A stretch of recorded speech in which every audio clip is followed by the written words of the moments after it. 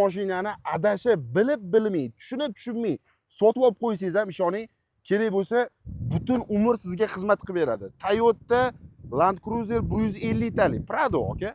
Mana buni qaranglar, 2016-yil zavod restayling. Nima dedinglar, aka? Bu mashinani olib negativ gap gapirgan insonni ko'rmaganman. Bu mashinani o'zi reklama qilib o'tirish ham shart emas. Butun dunyo reklama qilib bo'lgan. 2016 zavod restayling, kraskasi bitta mana shu 10 tomon krillosi sepilgan joyi bor ekan.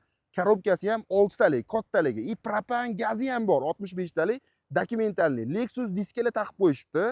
Keyin aka 4 ta yangi balon taqishgan. Yaqinda mana motor moy, korobka moy, kardan moy, nimadir xullas hamma moylarini almashtirishibdi. 16-yil. 180 mingdan endigina oshibdi. Voy bu 180 ming ko'p probeg desiz, yo'q, aslida bu mashinalarga kam probeg. Bular yaxshi moyga qarab yursangiz, benzin quyib yursangiz, aka, menimcha 1 million kilometrni bemalol yurib beradi. Nima dedinglar? Haydab ko'rganlar bormi, aka? Salon holatlari ham zo'r bo'lib turibdi. Kelasiz, ko'rasiz, tekshirib olasiz. Niyat qildim deb yozib qo'yavering. Bundan ham zo'rlarini o'zingiz haydash, otamizga olib berib haydattirish nasib qilsin. Yurallar-da, maza qilib aylanib. Xo'p, narxi $35,600. Realniy plyus bo'lsa mana bosib yuboring, aka.